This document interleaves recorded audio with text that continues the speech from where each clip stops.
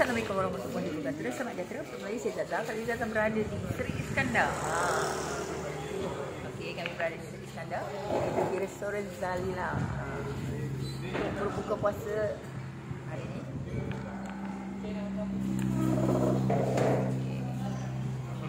Biasa Zaza akan memilih sotong. Kali ini, hari ini Zaza berbuka puasa nasi goreng sotong. Lepas tu sup daging. Macam suami dia makan nasi Pattaya. Sebelahnya tu ada apa tu? Mana tu? Ada peminat juga sepertinya. Apa tu? Mengintai dia. Masing-masing ada peminat ya. Macam Zaza yang di bawah ni. Tu. Tadi duduk situ.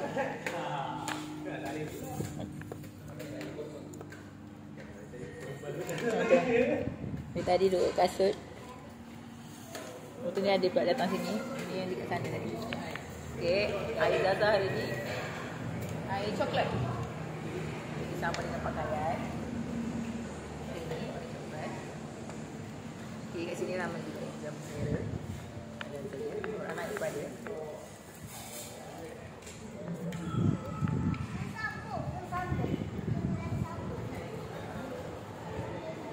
Suami dia minum air gading.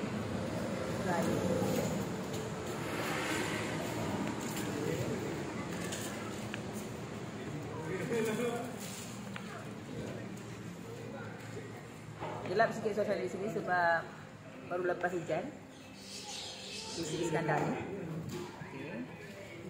Kami jam share dahulu. Kita jumpa di video selanjutnya. Jangan lupa subscribe, like, share, komen YouTube kami dah 1.39k. Alhamdulillah. Skrin anda lihat ada iklan, jangan skip atau pulang tahu, terus kau menonton. Terima kasih.